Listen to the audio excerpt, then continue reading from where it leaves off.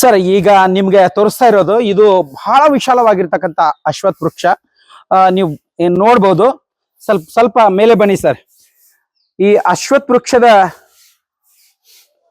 ಇದು ಎಷ್ಟು ವರ್ಷಗಳ ಇದೆ ಅನ್ನೋದಕ್ಕೆ ಇದಕ್ಕೆ ನಿಮ್ಗೆ ವೈಜ್ಞಾನಿಕ ಪ್ರಕಾರವಾಗಿ ಕಾರ್ಬನ್ ಡೈಟ್ ಅಂತ ಕರೀತಾರೆ. ಇದನ್ನ ಪರೀಕ್ಷೆ ಮಾಡಿದಾಗ ಇದು ಈ ಮರ ಎಲ್ಲಿಂದ ಪ್ರಾರಂಭ ಆಗಿದೆ ಒಳಭಾಗದೊಳಗ ಇದೇ ರೀತಿಯಾಗಿ ಟೊಳ್ಳಾಗಿರುವುದನ್ನ ನೀವು ನೋಡ್ತೀರಿ. ಆದ್ರೆ ಇದು ಸಾವಿರಾರು ವರ್ಷಗಳ ಹಿಂದ, ಸುಮಾರು 1000 ವರ್ಷಗಳಿಂದ ಅತ್ಯಂತ ಹಳೆಯದಾಗಿರ್ತಕ್ಕಂಥ ಮರ ಐತಿ ಎಂಬುದಕ್ಕೆ ನೀವು ಸಾಕ್ಷಿ. ಹಾಗೆ ಹಿಡಿರಿ ಸರ್, ನೋಡ್ಬೋದು.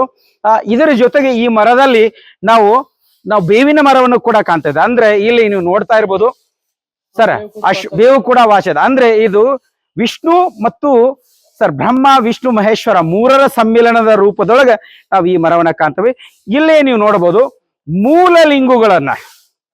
ಸರ್ ಈಗ ದೇವಸ್ಥಾನ ಆಗಿದೆ, ಮೂಲ ಲಿಂಗುಗಳನ್ನ ಸಾಕ್ಷಾತ್ ಶ್ರೀರಾಮ ಆ ಸಂದರ್ಭದಲ್ಲಿ ಮೂಲ ಲಿಂಗುಗಳನ್ನ ಪ್ರತಿಷ್ಠಾಪನೆ ಮಾಡಿರುವ ಮೂಲ ಲಿಂಗುಗಳು ಕೂಡ ಇಲ್ಲಿ ನಾವು ಕಾಣ್ತಾ ಇದ್ದೇವೆ. ಈ ಹೌದಲ್ರಿ, ಈಗ ಅದನ್ನ ಹೇಳ್ತಾ ಇದ್ದೆ. ನೀವು ಸಾಕ್ಷಾತ್ ಶ್ರೀರಾಮ, ಈಗ ಅದನ್ನ ನಾವು ಅಲ್ಲಿ ತೋರಿಸಿದ್ವಿ.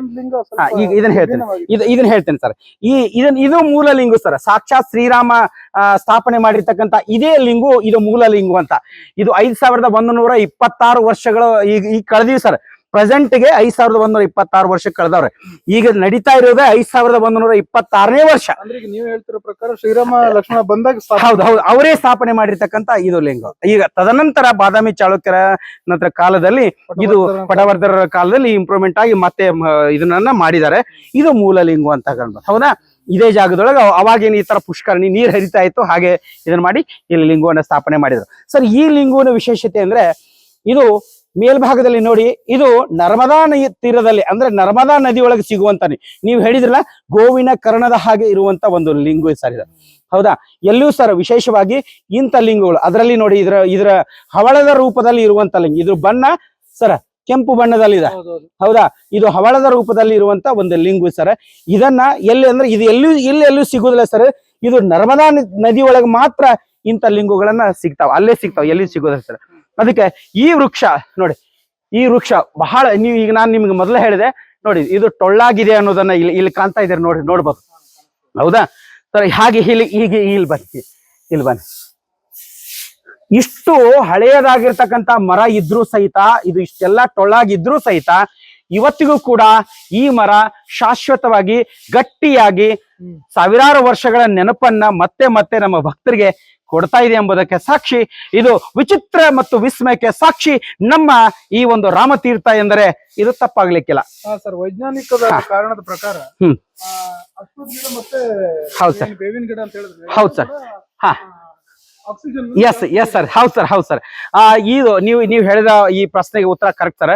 ಎಲ್ಲಿ ಅಶ್ವತ್ಥ ವೃಕ್ಷ ಇರ್ತಾ ಇದೆ, ಅಶ್ವತ್ಥ ವೃಕ್ಷ ನಮ್ಗೆ ಏನ್ ಹೇಳ್ತಾರೆ, ಆಮ್ಲಜನಕದ ಒಂದು ಪ್ರಮಾಣವನ್ನ ಅತಿ ಹೆಚ್ಚಿಗೆ ಕೊಡುವಂತ ಮರ. ಹಾಗೆ ಬೇವು ಕೂಡ ಆಯುರ್ವೇದಿಕ್ ಇದರಲ್ಲಿ ನಮ್ಗೆ ಏನ್ ಕೊಡ್ತಾ ಇದೆ, ಇಲ್ಲಿ ಸ್ತ್ರೀ ದೇವತೆಯು ಅಂದ್ರೆ ಬೇವು ಸ್ತ್ರೀ ದೇವತೆಯ ಸಂಕೇತವಾಗಿರ್ತಕ್ಕಂಥದ್ದು, ದೇವತೆ ವಾಸ ಮಾಡ್ತಾಳೆ ಅನ್ನುವಂಥದ್ದು ಒಂದು ನಂಬಿಕೆ.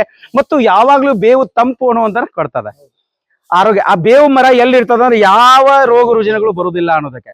ಅಂದ್ರೆ ಇಂಥ ಒಂದು ಪ್ರದೇಶದಲ್ಲಿ, ಇಂಥ ಒಂದು ಸ್ಥಳದಲ್ಲಿ ಇದನ್ನೇ ನಾವು ಏನ್ ಹೇಳ್ತೀವಿ, ಸಾಕ್ಷಾತ್ ಶ್ರೀರಾಮ ಇಂಥ ಜಾಗದೊಳಗೆ ಈ ಒಂದು ನಗರಕ್ಕೆ ಆವಾಗಿನ ಕಾಲದಲ್ಲಿ ಬಂದು ಇಲ್ಲಿ ಇದ್ದಾನೆ ಅಂತ ಹೇಳಕ್ಕೆ ಬಹಳ ಹೆಮ್ಮೆ ತರುವಂತ ವಿಷಯ. ಈ ಜಮಖಂಡಿಗೆ ಒಂದು ಕಳೆಯನ್ನ ತರುವಂತ ವಿಷಯ. ಈ ತಾಲೂಕಿಗೆ ಅಷ್ಟೇ ಅಲ್ಲ, ಇಡೀ ಕರ್ನಾಟಕ ರಾಜ್ಯದಲ್ಲಿ, ಅದರಲ್ಲೂ ಕೂಡ ನಮ್ಮ ಬಾಗಲಕೋಟೆ ಜಿಲ್ಲೆಗೆ ಬಹಳ ಹೆಮ್ಮೆ ತರುವಂತ ಒಂದು ವಿಷಯ. ಹಾಗೆ ಇನ್ನೊಂದು ವಿಶೇಷವನ್ನ ನೀವು ನೋಡ್ತಾ ಇದ್ರಿ, ಈ ಭಾಗದಲ್ಲಿ ಸಾಕ್ಷಾತ್ ವಿಷ್ಣುವಿನ ತುಳಸಿ ಕಟ್ಟೆಯನ್ನು ಕೂಡ ನೀವು ನೋಡ್ತೀರಿ ಅಂತಂದ್ರೆ ನೀವು ಆಶ್ಚರ್ಯ. ವಿಷ್ಣು ಸಂಕೇತ ಅಂದ್ರೆ ನಾನು ನಿಮ್ಗೆ ಆಗ್ಲೇ ಹೇಳಿದೆ, ಬ್ರಹ್ಮ ವಿಷ್ಣು ಮಹೇಶ್ವರ ಅಂದ್ರೆ ನಿಮ್ಗೆ ಕೈಲಾಸ ಅಂತ ಹೇಳ್ದಾನ. ಅಂದ್ರೆ ಸಾಕ್ಷಾತ್ ಎಲ್ಲ ದೇವತೆಗಳು ಕೂಡ ಇಲ್ಲಿ ಇದ್ದಾರೆ ಎಂಬುದಕ್ಕೆ ಸಾಕ್ಷಿ. ನಾವು ಈ ಒಂದು ದೃಶ್ಯವನ್ನ, ಈ ತುಳಸಿ ಕಟ್ಟೆಯನ್ನು ಕೂಡ ನೀವು ನೋಡ್ಬೋದು ಸರ್. ಈಗ ರಾಮ ಇಲ್ಲಿ ಬರ್ತಾನೆ, ರಾಮ ಸೀತೆಯನ್ನು ಹುಡ್ಕೊಂಡು ಲಕ್ಷ್ಮಣ ರಾಮ ಬರ್ತಾರೆ ಅನ್ನೋ ಒಂದು ಕಥೆ ಹೇಳಿದ್ರಿ. ಯಾವ ಪುರಾವೆಗಳಿವೆ ಸರ್ ಇಲ್ಲಿ? ಸರ್, ನೀವು ಕೇಳುವಂತ ಪ್ರಶ್ನೆ ಖಂಡಿತವಾಗಿ ಬಹಳ ಒಳ್ಳೆ ಪ್ರಶ್ನೆ ಕೇಳಿದ್ರಿ ಸರ್. ಯಾವುದೇ ಈಗ ಒಂದು ವಿಚಾರ ಮಾಡ್ರಿ, ಒಂದು ಸತ್ಯ ಇದ್ರೆ ಮಾತ್ರ, ಆ ಸತ್ಯಕ್ಕೆ ಪೂರಕವಾಗಿರುವಂತಹ ದೃಶ್ಯಗಳನ್ನ ತೋರಿಸಿದ ಮಾತ್ರ ನಿಮ್ಮ ಮನಸ್ಸು ಒಪ್ತದ, ಇಲ್ಲಾದ್ರೂ ಒಪ್ಪುವುದಿಲ್ಲ. ನಾನ್ ನಿಮಗೆ ಇಲ್ಲಿ ಸಾಕ್ಷಾತ್ ಶ್ರೀರಾಮ ನೆಲೆಸಿದ್ದಾನೆ, ಆತ ಎಲ್ಲೆಲ್ಲಿ ಹೋಗಿದ್ದಾನೆ ಅನ್ನೋದನ್ನ, ಕರ್ನಾಟಕದ ಕೊನೆಯ ಮೂಲೆ ಎಲ್ಲಿಗೆ ಹೋದ ಎಂಬುದನ್ನು ಕೂಡ, ಭಾರತದ ಕೊನೆಯ ಮೂಲೆ ಎಲ್ಲಿಗೆ ಹೋದ ಅನ್ನೋದಕ್ಕೆ ನಿಮಗೆ ಸಾಕ್ಷಿ ಸಮೇತವಾಗಿ ನಾನು 5126 ವರ್ಷಗಳ ಹಿಂದಿನ ಮ್ಯಾಪ್ ಅನ್ನ ನಿಮಗೆ ತೋರಿಸ್ತೀನಿ. ಜಹಾ ರಾಮ ಚರಣ ಚಲೆ ಅನ್ನುವಂತ ಒಂದು ಮ್ಯಾಪ್ ಅನ್ನ ಕೂಡ ನಿಮಗೆ ತೋರಿಸ್ತೀನಿ. ಹಾಗಾದ್ರೆ ನೀವು ಸಾಕ್ಷಿ ತೋರಿಸಿದ್ರೆ ಖಂಡಿತ ನನ್ನ ನಂಬ್ತಿರ್ತಾನೆ. ವೀಕ್ಷಕರು ನಂಬ್ತಾರೆ. ಖಂಡಿತ ಬನ್ನಿ ಸರ್, ವೀಕ್ಷಕರಿಗೆ ಅದನ್ನೇ ತೋರಿಸುವಂತ ಪ್ರಯತ್ನ, ಬನ್ನಿ ನಮ್ ಜೊತೆಗೆ. ಸರ್ ಈಗ ತಾನೇ ಹೇಳಿದ್ರು ಸಾಕ್ಷಿ ತೋರಿಸ್ತೀನಿ ನಿಮ್ಗೆ ಅಂತ. ನನಗೆ ಇಲ್ಲಿ ಸಾಕ್ಷಿ ಕಾಣಿಸ್ತಿದೆ, ಎದುರುಗಡೆನೆ ಒಂದು ವಿಶಾಲವಾದ ಮ್ಯಾಪ್ ನ ಚಿತ್ರಣ ಇದೆ. ನಾನು ಅವ್ರನ್ನ ಸಾಕ್ಷಿ ಕೇಳಿದೀನಿ, ಎಕ್ಸ್ಪ್ಲೇಷನ್ ಸರ್ ಕೊಡ್ತಾರೆ. ನೋಡೋಣ ಏನೇನ್ ಸಾಕ್ಷಿ ಇದೆ ಇದ್ರಲ್ಲಿ ಅಂತ. ಸರ್ ಈಗಾದ್ರೂ ನೀವು ನಂಬ್ತೀರಾ? ನಿಮ್ ಕಣ್ಣೆದುರಿಗೆ ಒಂದು ಮ್ಯಾಪ್ ಇದೆ ತಾನೇ ಸರ್? ನೋಡಿ, ಇದು ಭರತ ಖಂಡದ ಮ್ಯಾಪ್. ಇದು ಈಗಿನ ಮ್ಯಾಪ್.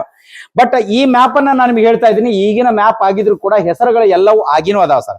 5120 ವರ್ಷಗಳ ಹಿಂದಿನ ಎಲ್ಲಾ ಇವುಗಳ ಏನದಾವ ಅಂತಂದ್ರೆ ಮ್ಯಾಪ್ಗಳಿದಾವ. ಬಟ್ ಈಗಿನ ರಾಜ್ಯಗಳ ಹೆಸರನ್ನ ಹಾಕಲಾಗಿದೆ. ಇಲ್ಲಿ ನೋಡ್ರಿ, ಮಹಾರಾಷ್ಟ್ರ ಅಂತ ಹಾಕಿದ್ದಾರೆ ಸರ್. ಇಲ್ಲಿ ನೋಡ್ರಿ, ಕರ್ನಾಟಕ ಅಂತ ಇದೆ ಸರ್. ಹೌದ್ ಸರ್. ಇಲ್ಲಿ ನೋಡ್ರಿ, ಛತ್ತೀಸ್ಗಢ ಅಂತ ಇದೆ ಸರ್. ಹೌದ್ರಿ. ಅಂದ್ರೆ ಈಗ ಒಡಿಸ್ಸಾ ಇದೆ ಸರ್. ಇವು ಎಲ್ಲ ಈಗಿನ ಹೆಸರುಗಳ ಸಮೇತವಾಗಿದೆ. ಆದ್ರೆ ಈಗ ನಿಮ್ಮ ಪಾಯಿಂಟ್ ಔಟ್ ಅನ್ನು ತೋರಿಸ್ತೀನಿ. ಮೇಲ್ಗಡೆ ನೋಡಿ, ಜಹಾ ಚರಣ ಪಡೆ ರಘುವರಕ್ಕೆ.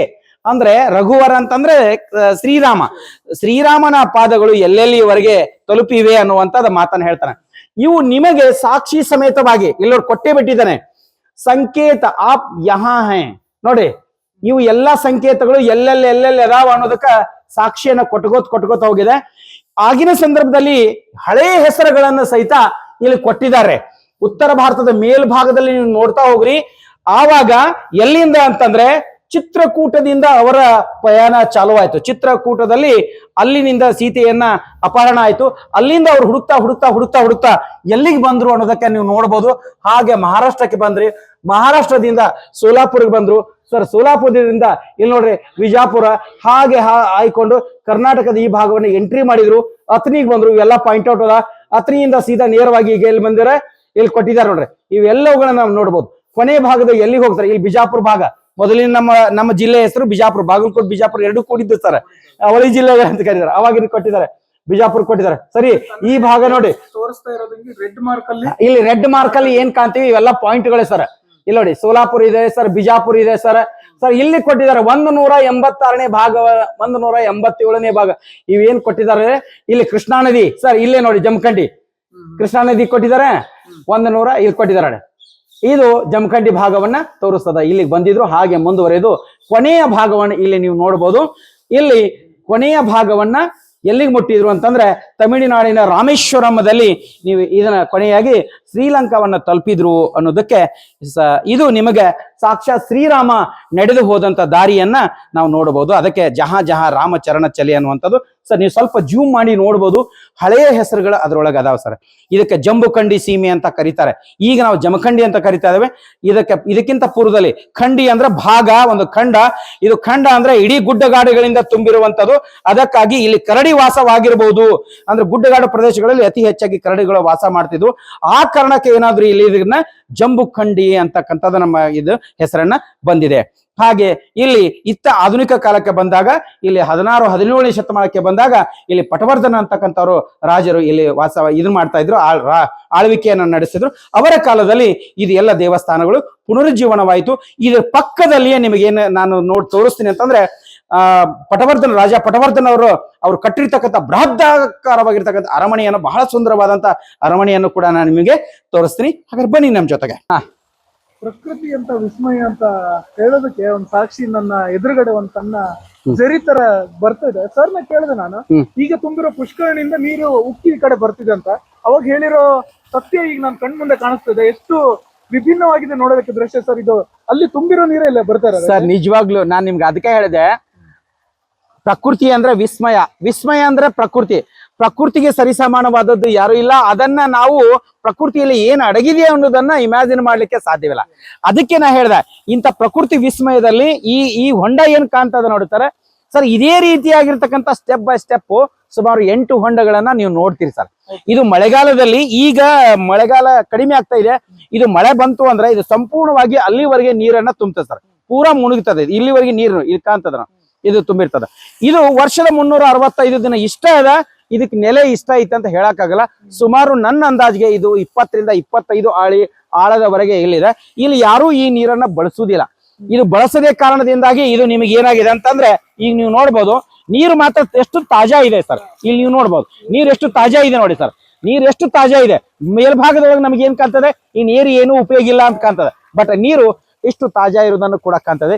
ಇಂಥ 8 ಹೊಂಡಗಳನ್ನ ನಾವು ಸ್ಟೆಪ್ ಬೈ ಇದು ಕ್ರೆಡಿಟ್ ಯಾರಿಗೆ ಹೋಗ್ಬೇಕು ಅಂತಂದ್ರೆ ಇದನ್ನ ನಾವು ಪಟವರ್ಧನ ಮಹಾರಾಜರಿಗೆ ಕೊಡ್ಬೇಕು. ಯಾಕಂದ್ರೆ ಅವರ ಆಡಳಿತದೊಳಗೆ ಇದೆಲ್ಲ ಪುನರುಜ್ಜೀವನ ಕಂಡಂತ ಕಾಲ. ಹೆಚ್ಚಾದ ನೀರು ಹೇಗೆ ಹೋಗ್ಬೇಕು, ಎಷ್ಟು ಹೋಗ್ಬೇಕು ಪ್ರಮಾಣ ಕೊಟ್ಟಿದ್ದಾರೆ. ಹೆಚ್ಚಾದ್ರ ಆ ನೀರನ್ನ ಅಲ್ಲಿ ಪಾಸ್ ಆಗಿ ಹೋಗ್ಬೇಕು ಅನ್ನೋದನ್ನ ಕೊಟ್ಟಿದ್ದಾರೆ ಸರ್. ಇದ್ರ ನಂತರ ಹೆಚ್ಚಾದ ನೀರು ಅಲ್ಲಿ ಹೋಗ್ಬೇಕು ಅನ್ನೋದನ್ನ ಕೊಟ್ಟಿರ್ತಾರೆ. ಇದು ವೈಜ್ಞಾನಿಕ ರೂಪದಲ್ಲಿ ಕಟ್ಟಿರುವಂತ ಒಂದು ಪುಷ್ಕರಣಿಗಳು ಅನ್ನೋದನ್ನ ನಾವು ನೋಡ್ಬೋದು. ಪುರಾತನ ಕಾಲದಿಂದ ಹಿಡ್ಕೊಂಡು ವೈಜ್ಞಾನಿಕತೆ ಸರಿ ಸರ್. ಅದು ಇದಕ್ಕೆ ಸಾಕ್ಷಿ ನೀವು ನೋಡ್ತಿದ್ರಿ ಸರ್. ಸರ್ ವಿಭಿನ್ನವಾದ ಒಂದು ಇಲ್ಲಿ ಜಾಗ ಕಾಣಿಸ್ತಿದೆ, ಒಂಥರ ಗುಹೆ ತರ ಇದೆ. ಸರ್ ಈಗ ನೋಡಿ ನೀವು ಎಷ್ಟು ಇದಕ್ಕ AC ಅಂತಾರ ನೋಡಿ. ನೀವು ಸ್ವಲ್ಪ ನಿಮಗೆ ಹೆಂಗ್ ಫೀಲ್ ಆಗ್ತಾ ಇದೆ, ಫುಲ್ ಕೋಲ್ಡ್ ಆಗಿ ಬರ್ತಾ ಇದೆ ತಾನೆ. ವಿಚಾರ ಮಾಡ್ರಿ, ಇದು ನನಗನ್ಸುತ್ತೆ ಇದು AC-ನೇ, ನಿಜವಾಗ್ಲೂ AC-ನೇ ಅದು. ಇದು ಈ ಪುಷ್ಕರಣಿಯಿಂದ ಹೆಚ್ಚಾದಂತ ನೀರು ಮತ್ತು ಆ ಮೇಲಿನ ಪುಷ್ಕರಣಿಯಿಂದ ಹೆಚ್ಚಾದಂತ ನೀರು, ಮಳೆಯಿಂದ ಬಿದ್ದಿರುವಂತ ಎಲ್ಲಾ ನೀರು ಈ ಪುಷ್ಕರಣಿಗೆ ಹೆಚ್ಚಾಗಿ ಇದು ಆಗ್ಬಾರ್ದು ಅಂತ ಹೇಳಿ ಈ ಕಾಲುವೆಗಳನ್ನ ಮಾಡಿದಾರೆ ನೋಡಿ. ಈ ಕಾಲುವೆ ಮುಖಾಂತರವಾಗಿ ಕೆಳಗಿನ ಕೆರೆಗೆ ಹೋಗ್ತದೆ. ನೀವು ಇಲ್ಲಿ ನೋಡಬಹುದು. ನೀವು ಹಾಗೆ ನೀವು ನೋಡ್ರಿ, ಇಲ್ಲಿ ನೀರು ಹೋಗ್ತಾನೆ ಇರ್ತದೆ, ಸುರಿತಾನೆ ಇರ್ತದೆ. ಅಂದ್ರೆ ಇದ್ರ ಲೆವೆಲ್ ನಿಂದ ಹೆಚ್ಚಾದಂತ ನೀರು ಸಹಿತ ಇದ್ರ ಮುಖಾಂತರವಾಗಿ ಹೋಗ್ತದೆ. ಇದ್ರಲ್ಲಿ ಒಂದು ಪೈಪ್ ಲೈನ್ ಮಾಡಿದಾರೆ ನೋಡ್ರಿ. ಈ ಪೈಪ್ಲೈನ್ ಕೂಡ ಅದು ಅರಮನೆ ಒಳಗಡೆ ಹೋಗುವಂತ ಒಂದು ಪೈಪ್ಲೈನ್ ಅನ್ನು ಮಾಡಿದೆ. ನೀರಿನ ವ್ಯವಸ್ಥೆನ ಪ್ರಕೃತಿ ದತ್ತವಾಗಿ ಇರುವಂತ ನೀರನ್ನ ಸದ್ಬಳಕೆ ಹೇಗೆ ಮಾಡಿಕೊಳ್ಬೇಕು ಎಂಬುದನ್ನ ನಮ್ಮ ಮಹಾರಾಜರು ಬಹಳ ಮುಂದಾಲೋಚನೆಯನ್ನು ಇಟ್ಕೊಂಡು ಕಟ್ಟಿಸಿರ್ತಕ್ಕಂಥ ಈ ಕೆರೆಗಳು. ಅದಕ್ಕೆ ಹೇಳ್ತಾರೆ ಕೆರೆಗಳನ್ನ ಉಳಿಸಿ. ಆದ್ರೆ ಇಂಥ ಸ್ಮಾರಕದ ಕೆರೆಗಳನ್ನ ಉಳಿಸುವಂತ ಪ್ರಯತ್ನ ನಾವು ಇವತ್ತು ಮಾಡಬೇಕಾಗಿದೆ. ಇದನ್ನ ಸರ್ಕಾರ ಎಚ್ಚೆತ್ಕೊಂಡು ಇದನ್ನ ಪೌರಾಣಿಕ ಸ್ಥಳಗಳು ಮತ್ತು ಇವು ಮುಂಬರುವ ಪೀಳಿಗೆಗೆ ನಮ್ಮ ಸನಾತನ ಧರ್ಮದ ಸಂಸ್ಕೃತಿಯನ್ನ ಉಳಿಸಿಕೊಳ್ಳಿಕ್ಕೆ ಅಮೂಲ್ಯವಾದಂತ ಆಸ್ತಿಗಳಂತ ಹೇಳಿದಕ್ಕೆ ತಪ್ಪಾಗ್ಲಿಕ್ಕಿಲ್ಲ ಸರ್. ಯಾಕಂತಂದ್ರೆ ಇಲ್ಲಿನ ನಾವು ಸ್ಟ್ರಕ್ಚರ್ ನೋಡ್ಬೋದು ಎಷ್ಟು ನೀಟ್ ಆಗಿ. ಇವಾಗ ಮಟೀರಿಯಲ್ ಗಳಿವೆ ನೋಡಿ ಸರ್. ಇನ್ನ ಟೆಕ್ನಾಲಜಿ ಬೆಳೆದಿದೆ ಸರಿ ಅಂತ. ಈಗಿನ ಕಾಲದಲ್ಲಿ ಇಷ್ಟು ನೀಟ್ ಆಗಿ ಕಟ್ ಮಾಡಕ್ಕಾಗಲ್ಲ, ಸ್ಟ್ರಕ್ಚರ್ ನ ರೆಡಿ ಮಾಡಕ್ಕಾಗಲ್ಲ. ಅದ್ರಲ್ಲಿ ಕೂಡ ಎಷ್ಟು ಅಚ್ಚುಕಟ್ಟಾಗಿ ರೆಡಿ ಮಾಡಿದ್ದಾರೆ ಸರ್. ನೋಡಕ್ ಗೊತ್ತಾಗತ್ತಿದೆ ನೋಡಿ. ಹೌದು ಸರ್, ಹೌದು ಸರ್. ಅವರು ಸ್ಥಳೀಯ ವ್ಯಾಪಾರಸ್ಥರಿದ್ದಾರೆ, ತುಂಬಾ ವರ್ಷದಿಂದ ಕೆಲಸ ಮಾಡ್ಕೊಂಡಿದ್ದಾರೆ ಅಂತ ಅನ್ಕೊಂತೀನಿ. ಸರ್ ನಿಮ್ಮ ಹೆಸರು? ಕಲ್ಮೇಶ್ ಅಂತ. ಎಷ್ಟು ವರ್ಷದಿಂದ ಇಲ್ಲಿದ್ರಿ ಸರ್? ಸುಮಾರು ನಾವು 20 ವರ್ಷದಿಂದ ಮಾಡ್ತೀವಿ. ಸಣ್ಣ ಇಂತಲ್ಲಿ ಇಲ್ಲಿ ವ್ಯಾಪಾರ ಮಾಡ್ತೀವಿ. ಈ ಸ್ಥಳದ ಬಗ್ಗೆ ನಿಮ್ಗೆ ಏನ್ ಅನ್ಸುತ್ತೆ? ಈ ಸ್ಥಳ ಬಹಳ ಪವಿತ್ರ ಇದಾರೆ, ಭಕ್ತಿ ಬಾಳ ಬರ್ತಾರೆ. ಇಲ್ಲಿನ ವಿಶೇಷ ಏನ್ರಿ? ಮತ್ತೆ ಈ ಶ್ರಾವಣ ಮಾಸದಾಗಂತೂ ಒಂದ್ ತಿಂಗಳ ನಮ್ಮ ಹಿಂದೂ ಒಂದ್ ತಿಂಗಳ ವ್ರತ ಹಿಡಿತಾರ್ರಿ. ಒಂದ್ ತಿಂಗಳ ಹಿಂದೂ ಶ್ರಾವಣ ಮಾಸದಲ್ಲಿ. ಮತ್ತ 4 ಸೋಮವಾರ ಏನೈತಿ ಜಾತ್ರೆ ಮುಗಿದ ತಕ್ಷಣ ರಥೋತ್ಸವ ಆಗ್ತದೆ. ಯಾವ ರೀತಿ ಜನ ಬರ್ತಾರೆ? ಎಲ್ಲೆಲ್ಲಿಂದ ಬರ್ತಾರೆ ಇಲ್ಲಿ ಜನ? ನಮ್ಮ ನೋಡ್ರಿ ರೈತರ ಜನ ಬರ್ತಾರೆ. ಸುತ್ತಮುತ್ತಲ ಹಳ್ಳಿ ಜನ ಶ್ರಾವಣ ಮಾಸದಲ್ಲಿ ಹೊಳಿ ನೀರನ್ನ ತಂದು ಈ ಲಿಂಗಕ್ಕೆ ಅರ್ಪಿಸ್ತಾರೆ. ಶ್ರಾವಣ ಮಾಸದಲ್ಲಿ ಪ್ರತಿ ಸೋಮವಾರ ಎಲ್ಲಾ ತರ ಜನ ಬರ್ತಾರೆ. ಮತ್ತೆ ಇಲ್ಲಿಂದ ಭಕ್ತರು ಅಂತೇಳಿ ಬರ್ತಾರ, ಪ್ಯಾಲೇಸ್ ನೋಡಕ್ ಅಂತೇಳಿ ಬರ್ತಾರ. ಇಲ್ಲಿ ದರ್ಶನ ತಗೊಂಡ ಪ್ಯಾಲೇಸ್ಗೆ ಹೋಗ್ತಾರೆ. ಜಮಖಂಡಿಯ ವಿಭಿನ್ನ ಸ್ಥಳದ ಪರಿಚಯ ಮಾಡಿಸುವ ಪ್ರಯತ್ನಕ್ಕೆ ಕೈ ಹಾಕಿ ಕೊನೆ ಹಂತಕ್ಕೆ ಬಂದು ತಲುಪಿದೀವಿ. ಇಲ್ಲಿ ರಾಮಲಿಂಗೇಶ್ವರ ದೇವಸ್ಥಾನದ ಪ್ರತಿಯೊಂದು ಇಂಚಿಂಚನ್ನು ಮಾಹಿತಿ ಕೊಟ್ಟಿದ್ದೀವಿ ಅಂತ ನಾವು ಅನ್ಕೊಂತೀವಿ. ಸರ್ ನಿಮ್ಗೆ ಅನಿಸುತ್ತೆ? ಖಂಡಿತವಾಗಿ ನಮ್ಮ ಪ್ರತಿಧ್ವನಿ ವಾಹಿನಿಯ ಮುಖಾಂತರವಾಗಿ ನಮ್ಮ ಜನರಿಗೆ ಮುಟ್ಟಿಸುವಂತ ಹೃದಯ ಸ್ಪರ್ಶಿ ಆಗ್ಬೇಕು ಮತ್ತು ವಿಶಿಷ್ಟವಾದಂತ ಸುದ್ದಿಗಳನ್ನ ತಪ್ಪದೆ ಪ್ರತಿ ವಾರವೂ ಕೂಡ ಪ್ರತಿ 15 ದಿನಗಳಿಗೊಮ್ಮೆ ವಿಶಿಷ್ಟ ಸುದ್ದಿಯನ್ನ ವಿಚಿತ್ರ ಹಾಗೂ ವಿಸ್ಮಯದಲ್ಲಿ ತೋರಿಸುವಂತ ಪ್ರಯತ್ನ ನಮ್ಮ ವಾಹಿನಿಯ ಮುಖಾಂತರವಾಗಿ. ಹಾಗಾದ್ರೆ ನೀವು ತಪ್ಪದೆ ನಮ್ಮ ವಾಹಿನಿಯನ್ನ ನೋಡ್ತಾ ಇರಿ ಅಂತ ಹೇಳ್ತಾ ಸರ್ ಮುಂದಿನ ಮತ್ತಿನ್ನು ಈಗ ನಾವೀಗ ಈ ಒಂದು ಎಪಿಸೋಡ್ ಅನ್ನ ತೋರಿಸಿದ್ವಿ. ಇದರ ಮುಂದುವರಿದ ಭಾಗ ಕೂಡ ತೋರಿಸ್ತೀವಿ. ಯಾಕಂತಂದ್ರೆ ಈಗಾಗಲೇ ನಾವು ಈ ವಿಡಿಯೋದಲ್ಲಿ ಹೇಳಿದ್ವಿ ಇಲ್ಲಿ ಒಂದು ಅರಮನೆ ಇದೆ ಅಂತ. ಅರಮನೆಯನ್ನು ಕೂಡ ನಿಮ್ಗೆ ಮುಂದಿನ ಭಾಗದಲ್ಲಿ ತೋರಿಸ್ತೀವಿ. ಈ ರೀತಿಯ ವಿಭಿನ್ನ ವಿಡಿಯೋಗಳಿಗಾಗಿ ನಮ್ಮ ಚಾನೆಲ್ಗೆ ನಿಮ್ಮ ಸಬ್ಸ್ಕ್ರೈಬ್ ಇರ್ಲಿ, ಮತ್ತೆ ನಿಮ್ಮ ಲೈಕ್ ಕೂಡ ಇರ್ಲಿ, ಹಾಗೇನೆ ನಿಮ್ಮ ಸಪೋರ್ಟ್ ಹೀಗೆ ಇರ್ಲಿ ಅಂತ ಕೇಳ್ಕೊಂತ ನಮ್ಮ ಈ ಎಪಿಸೋಡ್ ಅನ್ನ ನೋಡಿದಕ್ಕೆ ನಿಮ್ಗೆ ನಮಸ್ಕಾರ. ಇದೇ ತರ ಬೆಂಬಲ ನೀಡಿ. ಧನ್ಯವಾದಗಳು. ಮತ್ತೊಮ್ಮೆ ಸಿಗೋಣ ಮತ್ತೊಂದು ಅದ್ಭುತವಾದಂತ ವಿಸ್ಮಯದೊಂದಿಗೆ ನಿಮ್ಮ ಮುಂದೆ.